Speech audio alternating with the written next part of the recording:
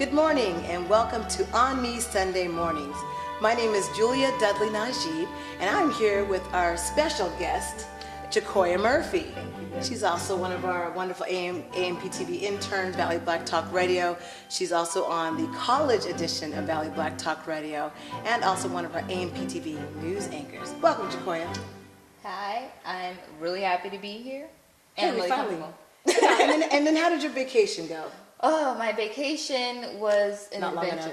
Okay. An adventure, but yeah, it wasn't long enough. I wish I could have had more sleep as needed, but you know. We'll talk more about Jacoya's adventures and also the college adventures more on ONME shortly. We definitely want to tell you about ONME.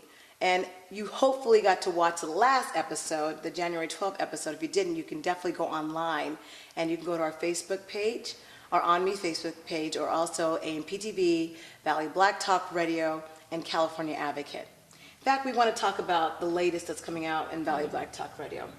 Valley Black Talk Radio, always on the third Monday, has different organizations, and the union that speaks, Luis usually handles that program, so definitely check out Valley Black Talk Radio on Mondays at 8 p.m. to 10 p.m. We also do a televised broadcast of Valley Black Talk Radio, and we do put that online for your viewing in case that's a little bit too late for you or you didn't get a chance to listen to the show. It's always a lively program. And so on that third Monday, this upcoming Monday, you'll get to hear that. And then the following Monday, that fourth Monday, is Kanye Swazi, Cato, and Shirley Rowe. And it's always an educational experience. I think you were on one of those. You were on 12 Years a Slave. He always has something to say, some good stuff too, and it's really insightful. So I definitely recommend you tune into that. Yeah. And you were on that intense program, the 12 Years a Slave. Yeah, 12 Years a Slave. We did that program, and it was actually enlightening. I thought it was enlightening when I seen the movie, and then we went to talk about it a little bit more, and it just got even more intense. It was intense. It was intense. So if you didn't get a chance to watch that, I know we did a lot of repeats on the Bounce channel, and I think we put that online. And if we didn't, don't mark my words, it'll be online, that's for certain. So that's what's on Valley Black Talk Radio. Also, don't forget to get your latest California Advocate newspaper. They had their Martin Luther King edition that came out on Friday. This is always informative for everyone. I ran into a lady who said she didn't know that the Reverend Dr. Martin Luther King came to Fresno. What? Yeah, did you know that? Well, we have a picture of it in the museum, Yes, we do. Museum. So he did get a chance to come here, which is some interesting history real tidbits. This is authentic. This is like a real photo. He actually came here. That's exciting to me. And I think I said in the last show, I hadn't found out like until 7 years, just 7 years ago. So he was here June 2nd, 1964, led the streets of Fresno. So you want to check out your latest California Advocate because they also have the latest speeches, but it's not just the I Have a Dream speech. He did some other powerful speeches. What? I don't know if you're familiar with that, but a lot of, from college students, everybody, they really don't know that he had other powerful speeches, like when he was against the war in Vietnam. And, What? yeah, so the California Advocate, definitely check out your local California Advocate. They have, of course, his popular I Have a Dream speech. And they also have more about his other more popular speeches that you definitely want to check out. So we are grateful for their edition. You guys should go grab one. Grab one. And also our book of the month. We always have a book of the month. And as you know, Black History is coming up, and we're going to be talking about some of those details that are happening in the valley-wide, and those community events. Can you please put them on our app.amptv now? And Valley Black Talk Radio, we have a calendar for those events, and it's free to be a member of Valley Black Talk Radio membership, and just post it on that calendar. I know people expect us to go to Facebook, and they want us to search through all the events. Can't find everything, unfortunately. We just can't, and we usually make Jacoya do it anyway. So, any rate, we want to make sure that you know that that app.amptv now, it's free, you download it, and it has all of the events on the calendar, and you can sign up and post your event to the calendar, and that way we're able to announce it on the show. Anyways, book of the month. We want to go over this, the African American history, chronology of African American history, excuse me. That should have been an easy word for me to say. And this is by Alton Hornsberry Jr. And so we want to just kind of give people different facts. And we are so grateful that the African American Museum lends us books of the month so that you can go check them out. You can check them out from the African American Museum. By the way, are you a member? If not, be a member today. You need to be a member. Hey, got to be a member. But at any rate, we're going to be seeing the books of the month and also being able to read some details during Black History Month. And you can kind of broaden those horizons by not just knowing about Martin Luther King Jr. There's some other things you can learn about. Yes. So you got to keep going. Yeah. Not just during Black History Month. And that's what we do, right? Just during Black History Month, we decide that we want to know everything about Black history. And that goes for the whole entire community. The whole community, you have the opportunity to learn past the time of February, because people complain about February being the shortest month. Yeah. How about, it is a month for us to celebrate, so we should just use it for that. Let's start there. We should use 365, all 365 days. Yes, and not just using that time, right? So anyway, we also want to recognize our ONME businesses, and that's the beauty of being an ONME business. If you're part of the ONME business directory, we announce you. We let people know that you exist. It's important that we know so that we can tell the public, and that's what ONME is about. ONME, are you an ONME? I'm always on me. It's on me. And so some of the different businesses that have just started participating in the ONME, we have, of course, people might know this name, Ken McCoy, Ken McCoy Entertainment. He's also one of our hosts, AMPTV. It's also one of our ONME hosts tonight. I'll talk about that in a moment. But he does photography. He's a celebrity photographer, and he's all over the world. He's everywhere. He's everywhere. Everywhere. He's on France 24 as a commentator. He's everywhere. At literally. the awards shows. Yes, he's on the red carpet. He's down the street. He's everywhere. Everywhere. So we appreciate Ken McCoy, but he's one of our latest ONME businesses that's added. And you also want to check out more information about him. He's got information on how to do photography. With the workshops. With the workshops. He just had one, and I think it was jam-packed, and some people couldn't get in, so I think he's talking about doing another workshop. Perhaps you'll be there. Yeah, I should be invited. Yes, hopefully. And so you want to find out more about Ken McCoy Entertainment by going to photoaccess.blogspot.com. That's photoaccess.blogspot.com. And you can find out more about what he does and how you can sign up for his photography workshops. We also have Insight Design and Print. They do banners, they do business cards, Don Preal Martin. And he's one of those professionals. Isn't it great to have someone that's a professional and perfectionist? And if it's not done right, he's the type that'll keep redoing it until it's done right. And not if you make the mistake, though. I want to make sure I correct that. If you've made the mistake, that's on you. But I'm saying he's one of those professionals that you really want to have on your team. Yeah, and he does good work, really good quality work, and loves what he does. Yeah, he does. So definitely find out more about Insight Design and Print. And he's located on 2045 North Fine Avenue. That number to call for Don Preal Martin is 559-512-9688. And he's here in Fresno, California.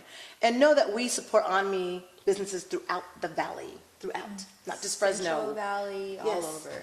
Since we air to more than just Fresno, just know that if you're in Bakersfield, you can be an ONME business. If you're in Merced, you can be an ONME business. If you are in Tulare, ONME business. What about Visalia? ONME business. There you go.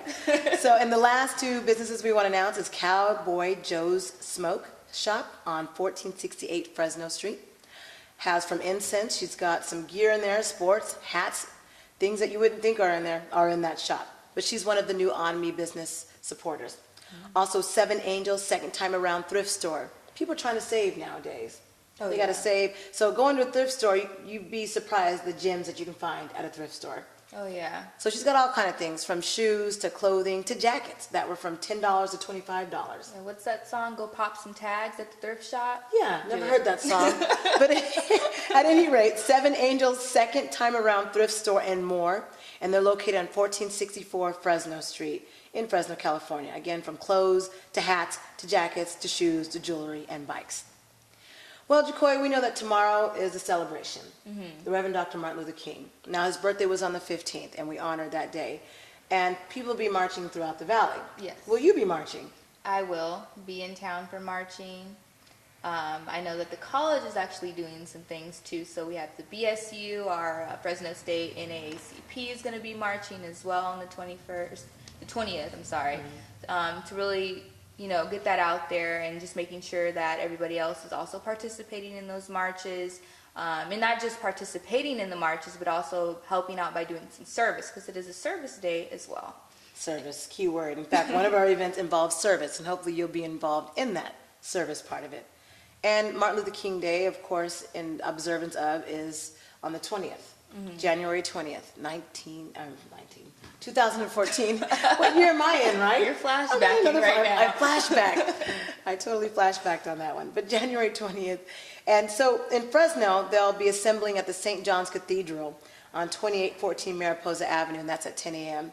And they start sharp. So make sure you get there at 9 a.m. so you can assemble. If you got your banner, you can get in line because everybody's fighting to be in line. And bring we're the gonna water talk about bottle. that. Yeah, bring your water bottle. And because it's actually warming up. There seems to be a warming trend going on in the valley. And so in case you are parched, you can bring your water bottle. Also in Hanford, California, on Monday, January 20th at 10 a.m., they have the Hanford Civic Auditorium, and they have a whole entire program, and they usually have a speaker, and they also have a march. So definitely at the Hanford Civic Auditorium, you want to meet at 10 a.m. The march in Merced is going to be at Amtrak Station. That's going to be at 11 a.m., located at 324 West 24th Street. It's going to end at the Merced County Fairgrounds on 900 Martin Luther King Jr. Way. There's always a Martin Luther King Jr. Way. And we want to talk about that after I talk about one more Martin Luther King event, which is the Day of Service, which is what you're referring to, Day of Service. Very important that we are serving. And that's going to be from 9 a.m. to 12 p.m. And that's on 19623 Road 211 in Friant, California. Now also, part of the Martin Luther King festivities is the Freedom Fish Fry at the African American Museum. Basa Basa fish. I know everyone's asking me what type of fish. Basa Basa is what they're frying at the African American Museum on Monday. Are you going to get some, Jacory? Oh yeah. Okay, I already have my I'll be plate there. on reserve. I'm getting my plate. I better have my plate in reserve. And you know who I'm talking to out there, the person that's doing the cooking. And it's not me, so you know who you are. But anyways, the African American Museum has a Freedom Fish Fry, and that's also on Monday, and that's after the march. So after you go to the march and after you've done your marching, head over to the African American Museum located on 1857 Fulton Street, and they'll be serving those fish dinners from 11 a.m. to 1 p.m. So those are the MLK events, and then I know we have regular events that are coming up. We want to touch on Black History Month, so it'll be in your minds. Yeah. So before we talk about Black History Month, other events happening in town is the Cafe Aroma. We've been having and that's where we're at right now, by the way, folks. That's where we film our ONME Sunday Mornings. And Cafe Aroma, we're located on 55 North Fulton, because when you put in your GPS, if you don't put the north, you're going to end up on this other side of town, somewhere else, not here. So we've been having karaoke nights. And, you know, we're showing some excerpts right now of people that were singing, and we'll mute it because I don't want people to be embarrassed. But it was a really good time. It was fun. And it's non-alcoholic. So those of you who just want to enjoy a good time, we have the karaoke nights here Thursdays from 5 p.m. to 10 p.m. here at Cafe Aroma, and it's free. And of course, they have a karaoke menu, and you want to definitely check that out at Cafe Aroma Coffee House Facebook page. I don't know, Jacoy, are you a singer? Are you a bit of a karaoke singer? I've done some work in the shower and in my car. Oh, that's what everybody says, right? Everyone says.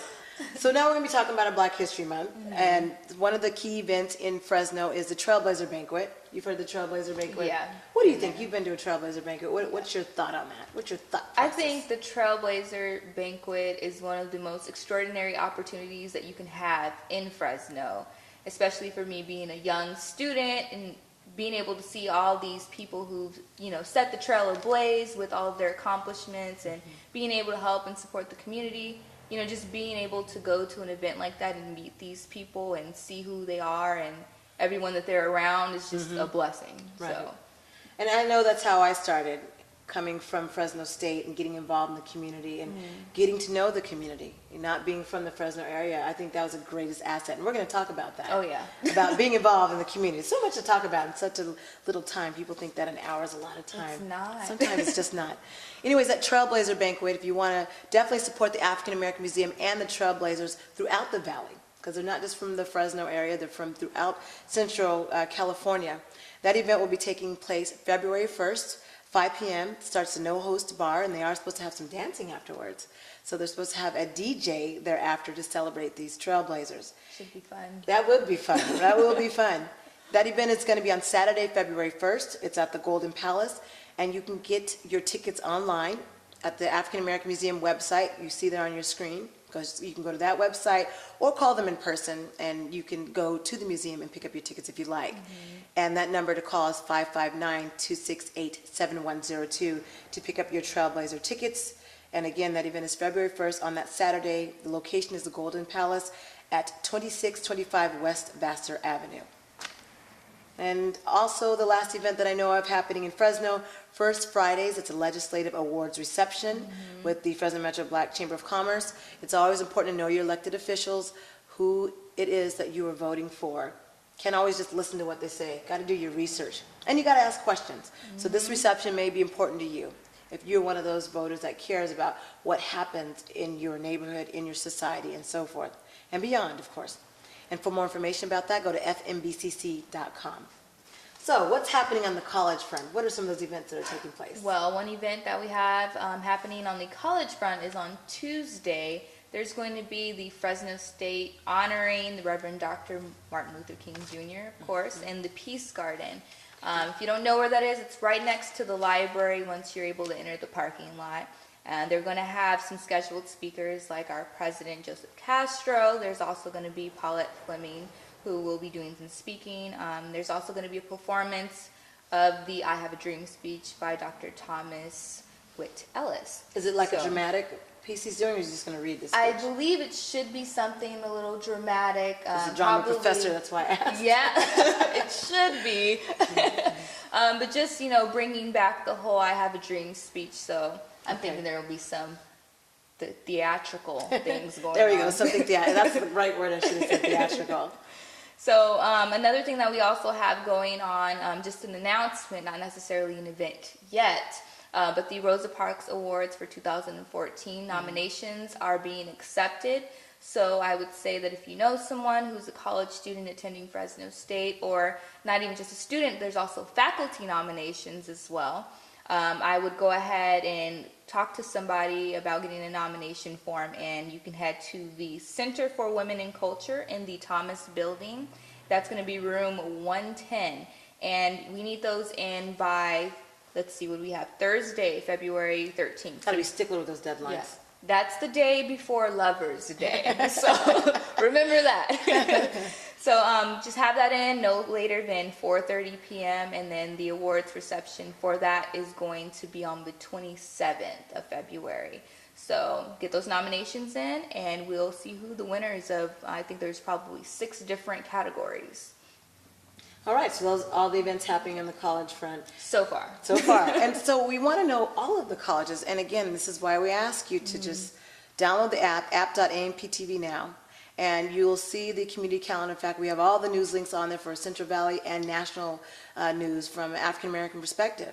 And anyone's open to that. You don't just have to be African-American, but if you want to know about African-American culture or what it is that we're reading up on or what it is that we're doing, you can check out that app at app.amptv now and become a member so that we can at least be able to say your events, what's happening. We'd like to know what's happening on the other college campuses throughout the valley. So it's about time for a break, and after the break, we're going to be talking about the dream of the Reverend Dr. Martin Luther King from a college perspective. Have we lost that dream? What do we need to do to keep that dream if we have lost it? And maybe some community involvement. Those are some of the topics we want to really discuss. And Jacoy has really got some things to say, so stay tuned. Right? Yeah, so you got to stay tuned. You are watching ONME Sunday Mornings. We'll be right back after this short break.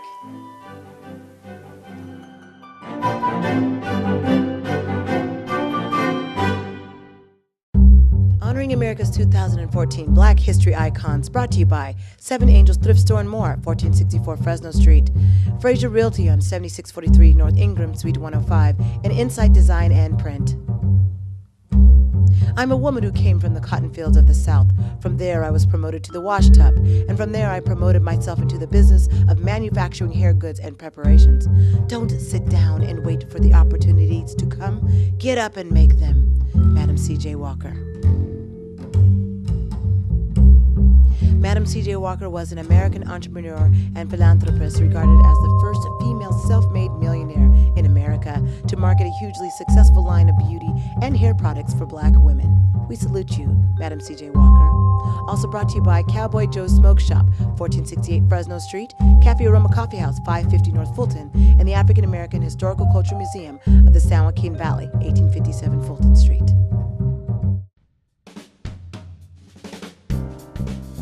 Get connected to African Americans in the 21st century. Now there's a virtual card for you to scan the QR code and get access to ONME, Valley Black Talk Radio, The California Advocate, and AMPTV, all in one spot based on the 21st century. Get connected.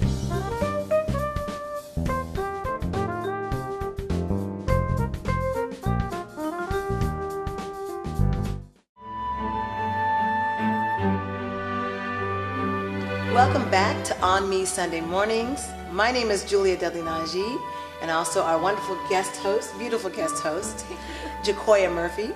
I say she's a star in the making because she's already a superstar. And we appreciate her because she's also one of our AMPTV interns. She's done from Valley Black Talk Radio, the college edition, to also being the news anchor for AMPTV. And now she's on ONME, and we hope that she continues and will probably help stand in for some of our hosts.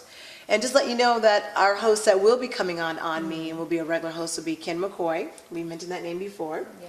Feather Da-Wyz, I'm sure you've heard that name. Andre Covington and Juanita Stevenson. And those are some of our superstar hosts that would be doing a lot of our roundtables. And right now we're just getting started and doing segue into what's happening in the Valley and the news that you need to know.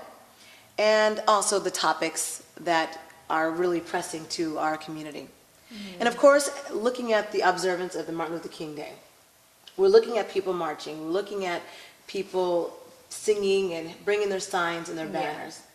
And I'm interested to know from a college perspective, do you feel that we are really living the dream of the Reverend Dr. Martin Luther King, or have we lost that vision, or have we really mastered that vision?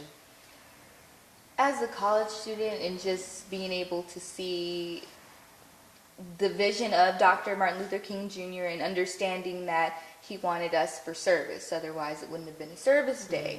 Yet, when you look around on Martin Luther King Jr.'s day, who's really doing service? Right. You know, if anyone's doing service, is it our black people who are doing service? You know, who's doing service? The young people? Is it the older people who are doing service? And I don't see, you know, too much of that, especially in schools. You know, they cancel the day for observance, and that's really a day when students go home and go to sleep. That's an extra day to go to sleep. It's a day off, right? Oh, it's my day off, so I'm going to take it. Really, that's a day of work. That's a 5-hour nap. Well, that's what I'm saying. That's what I remember. Exactly. So I'm seeing that there's more people using that day as a day of rest when it should be a day of service. That is for Martin Luther King Jr. I mean, it's only one day out of 365 days. It's just one day of just going out in your community. You know, we have an African American museum. We have, you know, whether that's planting trees or something that you like, being inspirational, and maybe you want to host something for Black History Month, or not Black History Month, but Martin Luther King Jr. Day. You know, just doing something, going to help the kids. I know there's some foster kids, you know, who need mentoring. Something like that that's productive instead of being counterproductive. I mean, of course, it's great that we march and we do all these other things, but at the end of the day, when it comes back, like, his thing was for us to work together and build service with each other. And I don't see too much of that happening. So would you say that college students are connected to the community? Because I know a lot of times college students are from somewhere else, from the Bay Area, from Los Angeles, or from throughout the nation. How do you all connect with your surrounding community where you live? Well, I feel that in order to connect with your community, I'm from Riverside. I'm not even from Fresno, and I'm really involved in this community. Like, I'm here, this is where I live, and this is where practically most of my maturing is happening. So I should be involved in the community around me. I should know, you know, who's, you know, director of the museum. I should know, you know, who's the person who does, you know, the hair, or, you know, whatever it is. I should be able to know where these people are and who can help me with what. And in the same way, I can give them interns, or I can give them other outlets for them to, you know, have more marketing or, you know, something like that. I'm a college student and I have access to that. But when it comes to other students, I don't really see that same community involvement. And even from students who are from Fresno, and it's kind of weird to me that I'm not from Fresno, but I can get that community involvement. Right. And I've also seen that there's some people who don't want the community involvement as a student, which is really interesting. But do they want really help weird. and scholarships and money from the community, ironically? I mean, Seems I like don't sometimes. feel that, like, some people I think may not know that, but then there's some people who are probably just really ignorant to it. That's what I would say, that they're just ignorant to it. If you don't want involvement with the community who supports you as a student, not just at Fresno State, you know, Fresno City, CSU Bakersfield, you know, wherever you're from, if you want that support and you want to continue furthering your endeavors, you have to get into the community. You know, a community does raise a child at a lot of points in their life. You know, it's not just your parents, it's the community too. So I think a lot of students kind of miss out that opportunity of being able to work with the community with this mentality of, I can do it, I can get there, I. And when does that change? I guess when they graduate and realize, oh, wait a minute. When they fail. I can't get that job I thought I could get. Yeah, and it helps a lot. You know, when you're involved in the community, you get to network with people. People give you connections to things that other people don't have connections with. And Internships, jobs sometimes, just saying. Just saying. yeah, so just having that exposure to your community could actually open up, you know, levels and doors for you. Honestly, like, when I came to Fresno State, I can't necessarily say that all my education comes from Fresno State. My education comes from the things that I do outside of school. That experience. Yeah, experience, and that happens outside of school. It's not me buying a $200 textbook that I don't need. That you're not going to get a lot of money back when you turn it in. I'm going to get like $2 back. Yeah, so when I buy, you know, books and stuff like that, I'm not getting my education from that. I'm getting it from the experience of me being an initiator and going out and talking to my community and networking in that way. Right. So that helps a lot. And you do have some of your professors that are really involved. You have like Dr. Johnson, I look at Dr. Reese and Dr. Malik Simba, and you know those professors I see all the time in the community at different events. Dr. Francino Puda, I'm just trying to think of all the. If I missed anybody, I'm sorry. It wasn't meant intentionally. I'm just trying to think off the top of my head. And I see them connect in the community, and a lot of them live in the community. So my question is, why I still see a disconnect, though. Yeah. You know, when we're trying to connect, even with, for instance, the African American media at the campus, it's been a challenge. Oh my gosh. It's been a challenge, and I don't understand that, because when I was a college student, that's what I used to get out there was from the California Advocate, making allegiance with them and being able to do combined efforts with them on stories, to the African American Museum. I reached out. I needed that help as a college student. And here I was, the editor of Uhuru na Umoja, and that was so many years ago, and I don't see I could have done that alone. And I don't see that as much, though. Do you think technology influences that? What causes the college student to say, okay, I really don't need the community that I live in? Not that technology is a bad thing, but I do think that at some level that technology does make an influence on that, because then you rely on, I'm going to send this email, and if they don't respond, you know, then oh well. Rather than if you don't have technology, you kind of have to go out there. You have to be a go-getter for everything that you want. Right. It's not like, I'll just send them an email, and if they don't respond, you know, oh well, I tried type of thing. And then another part of it is that a lot of students also feel, I don't want to say that they feel like entitled to certain things, but some people just feel like they can do it themselves. So they feel like, you know, I've got it in the bag, I can do it without that extra help. Or that I've had experiences too where some people felt threatened, and like, you know, even when you're offering help, and you know, like someone told me, you know, you can lead a horse to water, but you can't make them drink it. You know, they can run away, clearly what everyone does. But you know, it's just that type of experience, and I don't really know what's the cause of it or where it comes from. But it's really interesting to me to see like how it is now based on, you know, what we're doing now compared to what it was like in the past, where you had proactive students who are part of these marches getting beaten and watered down. Yes. You know, attacked by dogs and stuff, you know, being proactive in their communities, you know, doing stuff for them, where now it's kind of like everyone's kind of in a individualized and Right. I only remember do when for the Ku Klux themselves. Klan marched on the CSU Fresno campus. And that was when students kind of band together and said, okay, what are we going to do now? And I just wonder if today that happened, if there'd be a difference, if there'd be any change you think that would make the college students that you're around now come together. I personally don't think so. I mean, I can say that maybe organizations like we have our BSU and NAACP. And you have NAACP, okay. Yeah, things like that. I'm sure that they would come together because they all have a common purpose and cause, but there's also those students that aren't part of any clubs or they're not part of any leadership, anything. So it's kind of like you kind of just sit and wait for things to happen. Hurry up and sit and wait, like right? somebody else, like who's going to be the one to throw the rock? Like I'm not throwing it till somebody else Somebody else does. is going to do it.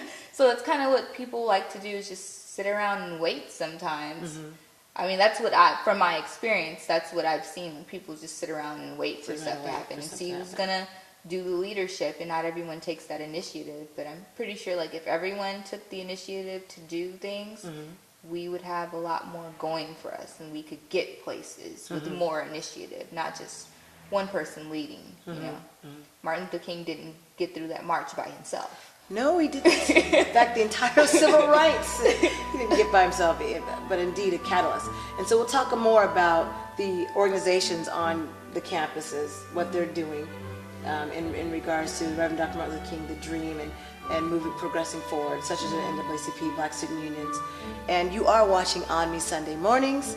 You've been here with myself, Julia Dudley Najib, and Jacoya Murphy. We will be right back after this short break.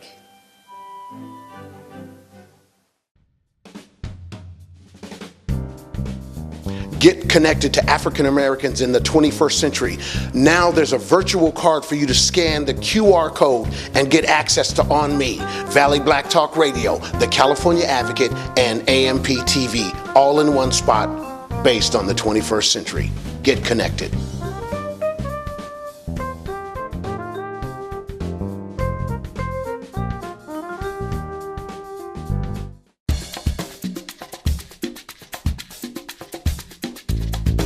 Very exciting news. AMPTV has now partnered with the California Advocate newspaper and Valley Black Talk Radio to bring you ONME, all in one media, one place, one price. Do business with us, you won't regret it. Hey, it's on me.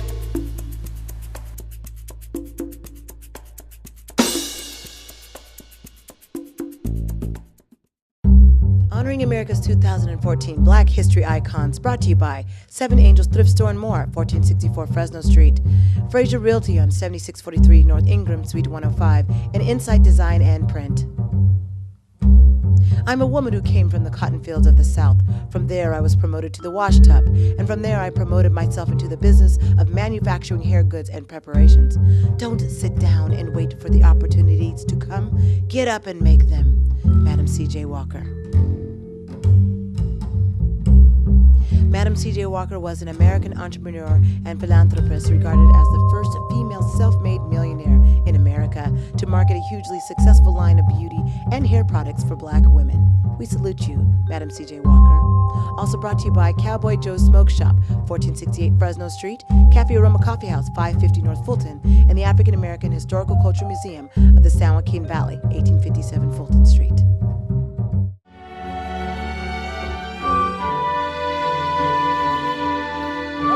To ONME Sunday Mornings. My name is Julia Dudley Najib, along with Jacoya Murphy, who's a wonderful guest host and I guess also a part of this community.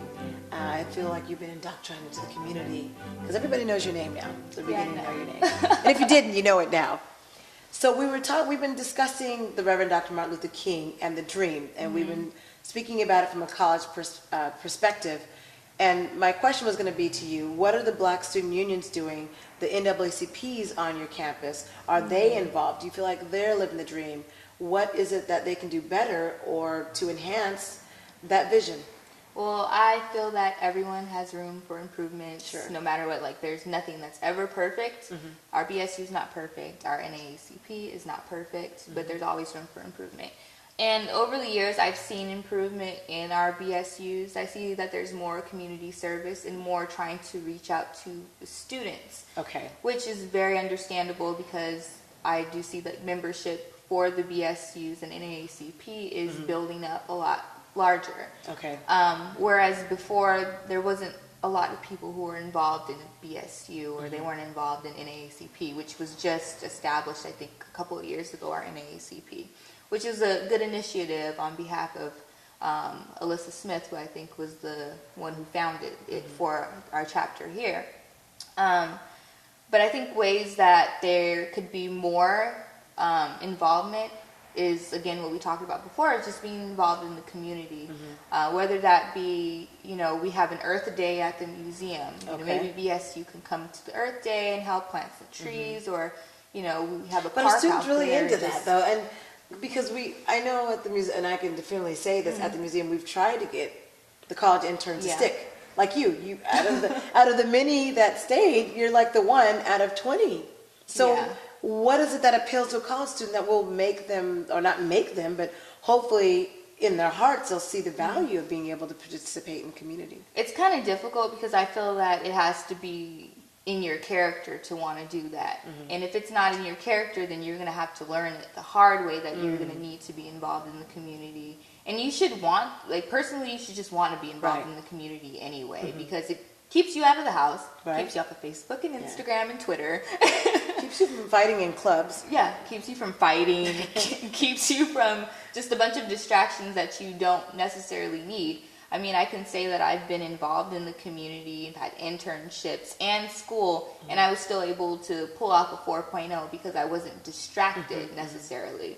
So, I mean, I don't know why a lot of students don't, participate in their community, but I do see that BSU does try to get people to go. I know there's the Bulldog Pantry, which is like across the street, so people don't really have excuses on why they can't go help on a Saturday morning, feed hungry people. Right.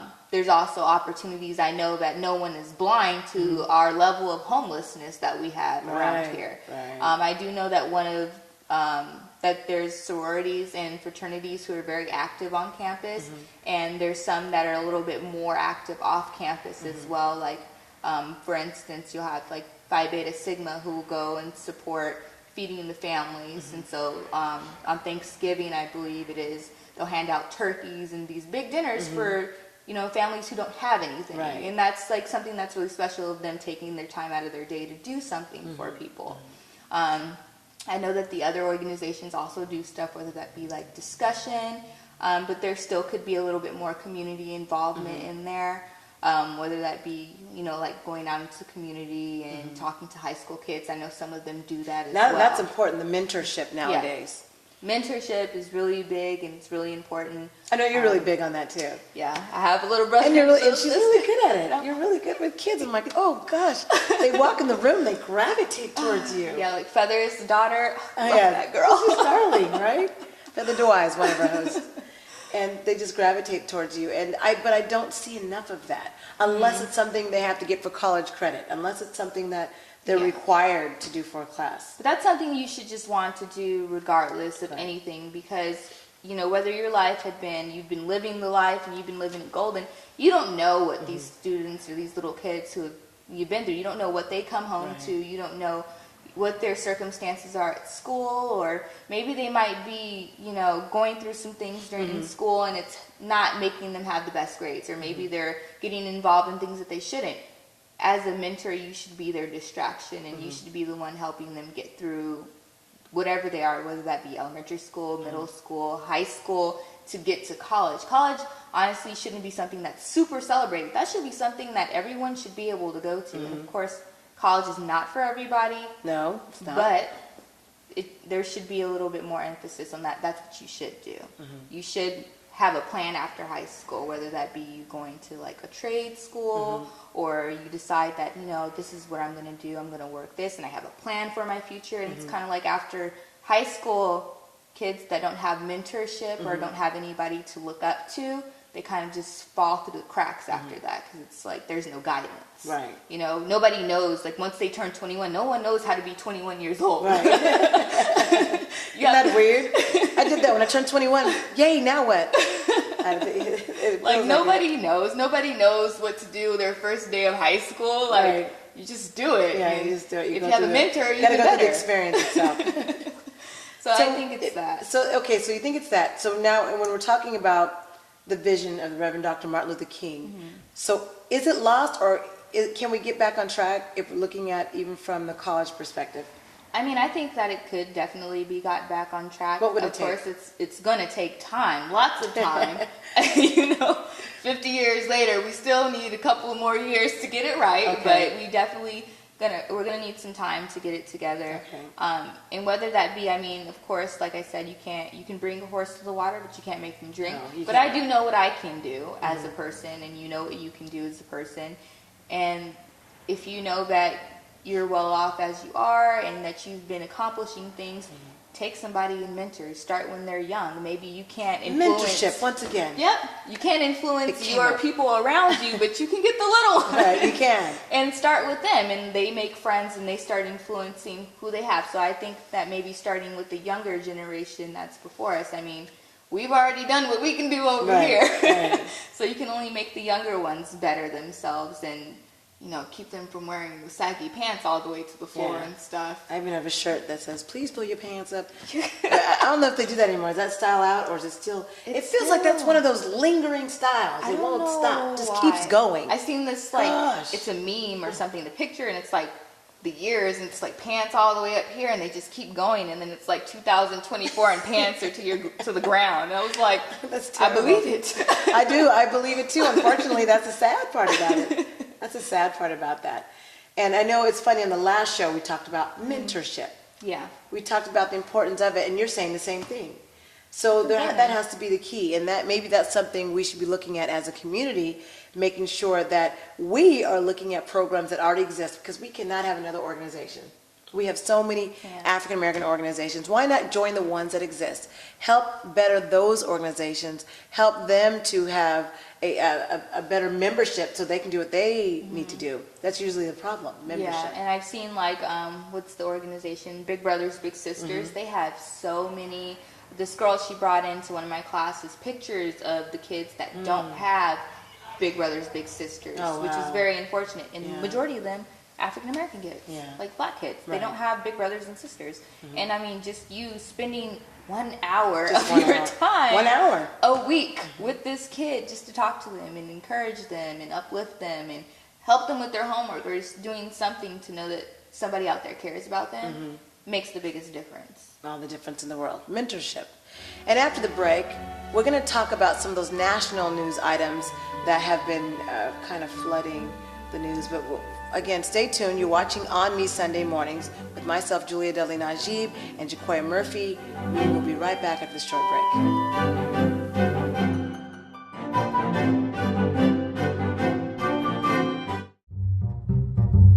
African Americans buying power, 8% of Fresno County. ONME is the one agency where you can find out what people watch, what they read, and what they listen to. Check out ONME.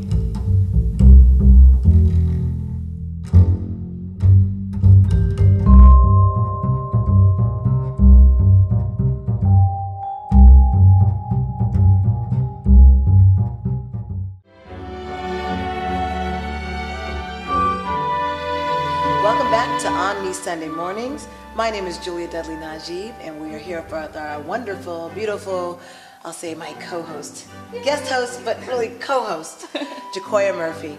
And we have been talking about a lot of things. We talked about are we still living the vision of the Reverend Dr. Martin Luther King. We also spoke from a college perspective. What can be done about it? Is there something being done about it? And we came to the conclusion that it's mentorship. Mentorship, which is what we came with in the last show. Now we want to talk about some of those national news items that are hitting the news, and you can always get your app.amptv now, that has the black news links already on there, and it just filters through. So it's always recycled through by the minute. It refreshes itself, and that way you know what's going on. in the African American diaspora. It's important to You know. have to know what's Yeah. going on. And this one's for everybody, though. This was interesting news. Google is creating a contact lens that you can use to monitor your diabetes. So people, the diabetic that usually have to prick their finger or do something that's very uncomfortable, won't have to do that because Google's able to tell. They're talking about putting LED lights in this lens so that you can tell that if the glucose levels are abnormal or normal, and they'll flash. And it's supposed to monitor the levels from their eye. Isn't that incredible?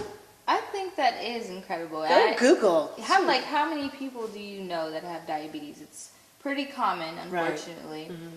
But I know, like, my grandfather had diabetes, and I know, like, in high school I had a couple of friends who had diabetes. Sure. And go to the bathroom, pick their fingers. Yes. It's really uncomfortable, especially if you don't like needles. You Yeah. don't want to be doing Right. that. But to just put a contact in, I wear contacts too. Really, it's not uncomfortable at all. Right. Put it in your eye, and just have that let you know. I mean, you can't ignore what you see. So Yeah. if it's flashing in your eye, then okay, something's not right. Let me go fix what it is. Rather than, you kind of have to look, check down on your little monitor that you might have, or you might not have, or you might have forgot, or whatever the case is. So having something like that is extremely beneficial. I know, and I actually. almost want to say Google is like the master of Everything. I'm almost a little worried. I'm scared. Google could become president itself I as think an so. entity. It's possible. The next president. Oh dear. So at any point, this is going to be interesting. We'll keep you up to date, the progress of that. I know they have the Google Glass. They have the Google self-driving. I don't think I'm bold enough to try that yet. I'm scared. I don't It trust parks for you. It drives for you. It does all. It's supposed to censor all the lights as you're going through town. I'm not doing I'm that. a little bit chicken. I haven't. I'm not going to try it yet. I'm going to let you guys be the guinea pig. Somebody else try it. Let us know, and we'll bring you on the ONME Sunday Mornings. You can let us know. I thought that was interesting. So on technology and off of technology and on to something else. I know that when I look at racism, I don't really want to consider racism. I want to say division. Yeah. And we know that in our African American community, we have a lot of division. In fact, Dark Girls recently came out, or it's on DVD, and people can get that and see it and watch it. And within our own community, we do have division with color, from light skin to dark skin, which is kind of ridiculous because we are a rainbow of colors in our particular, but we make a big issue out of it, and a lot of that, unfortunately, stems from slavery. It stems from our past, from having those insecurities and being told that if you're lighter, if you're whiter, you happen to be better. But now we have it where it's infiltrating into other races that are seeing the inner fighting, or that are seeing, like the black men, and this particular letter that we were talking about. And people have seen this letter circulating around. Oh yeah, it's been circulating. It came back again. It's 2014. We're still looking at it. Right. So, and people are still emotional about this letter. Yeah, and So if tell you us a little guys, bit about this letter. If you don't know what I'm referring to, apparently there was a Caucasian woman who wrote a letter to someone talking about her relationship with a black man. Perfectly fine. That's okay. But when you start disrespecting, black women as a whole and degrading them and saying that, you as a Caucasian woman are better than them, then it totally flips into a different story. It's fine. You're with a black man. Okay, woohoo. But don't talk about other black women. You don't know us all. I don't know, what her intentions were, but it just really wasn't comfortable for me to read that or for me to hear something about read a someone little else. excerpt. I'm curious, and we're going to put this on the screen for you right now so that you can see that excerpt that Jacoya is going to read. Okay, it's pretty long. I'm not going to read all of it. I'm going to let you guys take the initiative and read the rest. She says, "I'm sorry, but I would like to challenge some of your black male readers. I am a white female who's engaged to a black male, good-looking, educated, and loving. I don't understand a lot of black females' attitudes about our relationship. My man decided he wanted me because the pickings amongst black women were slim to none. As he said..." Stop right there. Slim to none. I've got a problem with that. I can count on my hand at least 5 people I know, African American women, very beautiful, a couple of PhDs, cannot seem to fight, and happen to be, I'll just put it out there, happen to be light skinned, happen to be pretty fair skinned, and they've got the brains, they've got it. And even though the skin part shouldn't matter, but since we bring it up, they can't seem to find the right black man that they want. They can't find the eligible bachelor. Go figure. Yeah, go figure. So even right there, the fact that there's not a good pick, I'm biased to that. Because I have friends that are in their 40s and a little bit older that have not been able to find the eligible bachelor that happens to be a black man. Which is very unfortunate. And she continues on about what her husband says, and we won't quote him because we don't know if this is what he said, Right. but whatever. She said that, as he said, they were either too fat, too loud, too mean, too argumentative, too needy, too materialistic, or carrying too much excess baggage. That was part of her quote that she says that her husband said about us as black women. So in response to the rest of this excerpt, that she writes to whoever this person is, another black man responds to her, and he basically tells her what's really up. So he says, I would like to respond to the letter written by a disgusted white girl. Let me start by saying that I'm 28 years old and I graduated from one of the most prestigious universities in Atlanta, Georgia, with a Bachelor of Arts degree in Business Management. Then he goes and continues and says that, he considered himself to be among the ranks of successful black men. I will not use my precious time to slander white people. I just want to set the record straight of why black men date white women. Back in the day, one of the reasons why black men dated white women was because they were considered easy. The black girls in my neighborhood were raised in the church. They were strict and about when they lost their virginity and who they lost it to. And because of our impatience to wait, brothers would look for someone who would give it up easy without too much hassle. So what does that mean to you? I'm curious what your response is. What is your response? Well, I feel like it goes back to the whole, I'm going to call this a theory, the angry black woman theory. Okay. That, like she said, we're too aggressive, or, whatever, we yell too much, we're too needy, or whatever. Okay. Women as a whole. But where does that come from? Where does that stereotype come from? Is that from the media? Where is that coming from? I think that first it comes from slavery. Then it leads into media, who wants to make it extra. Like, as black people, we're all, like, immediately once we're seen, it's automatically, we have a negative connotation. Okay. Because of some video that was on YouTube. I'm going to say it's on the video, and people heighten those videos, right? Oh, yeah. They send them to everybody. Can you believe what she was doing? She was twerking on the windowsill. And then when they see me walking down the street, they're like, oh my God, I bet she twerks on her windowsill. Right. So, you kind of have these extra stereotypes. And yes, that does make it hard for us as black women. And I feel like I should be angry about stuff like this. Like, we see the same thing on the other side of Caucasian women when they do crazy things. But not every Caucasian woman I see, I'm going to judge them by something crazy someone else did. But when you flip the script, they see something crazy that another black woman did, and then they just tie us all down to that together. One thing. Like, we all go We're down all in for one it. little package. We're all together. We're all literally. going down together, Right. but we never go up together. Yeah. Isn't And that it's in the something? music, and I know that's a totally separate discussion that we're going to have a whole hour show Oh my God. just on that, the music. But people listen to the music. Everybody, I don't care what people say, but I've seen some cool Caucasian folks, rocking down the street to some Ice Cube. Yeah. And you would never know because they're in the suits and very conservative, but they're rocking some, some of the younger rappers, they're rocking it. I've seen it, and I'm like, okay. So everybody does listen to the music, and it does have an influence, and it does create a stereotype, is what I'm saying. Yeah. Yeah. And we get the worst of it. The Right. worst of it. Not that black men don't, but we definitely get our share of the Yeah. worst. And like I said, I can go down the list of beautiful women that I know that are my friends that are single. And they have their masters, some of them have their PhDs, and it's a challenge for them to find that eligible bachelor. Yeah, and I think because of those stereotypes, it's a challenge because, again, you even have black men who also will look at us and they seen that twerking video. Right. So like, oh, that's what she's all about. I bet you too. she's gonna twerk it for me. Twerk it, work it. Not twerking I anything. know. and you're right. So, what I would say to the lady who did make the comment is, why not embrace the culture? Why not find out more about, you know, the black woman that has gone through so much, that usually has had to hold up the family, that's gone through the racism, that's gone through being called the N-word, going through school, that's been the only black girl in her class. I mean, I'm kind of describing me, and I'm also describing you. So 2 different generations, totally separate times, but you probably went through some of those similar similar things. And so why not have an understanding versus having a criticism? Just a suggestion to anyone that's having that feeling out there. Yeah. And we definitely want people to respond on our blog and our ONME blog and on Valley Black Talk Radio.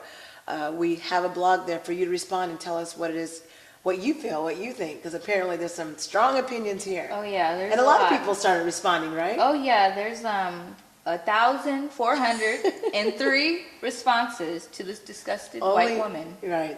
That's what she calls herself. I didn't call her that. And that's so, that tolerance, it has to go past that level. We look at how we treat one another. We look at race relations here in the United States, but we're so quick to judge.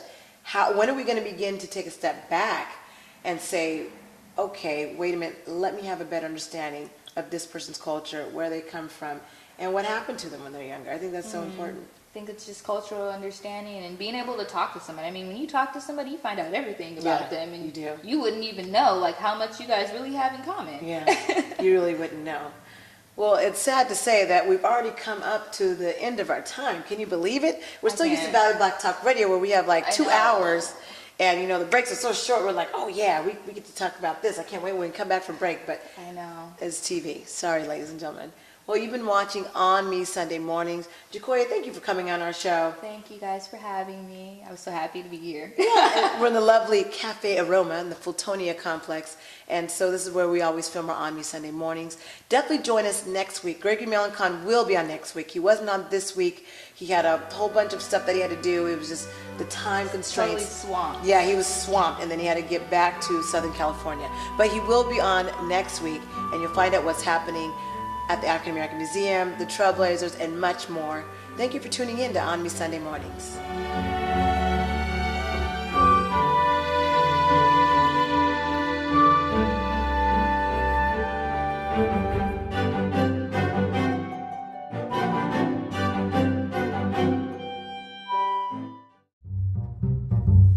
African Americans buying power, 8% of Fresno County.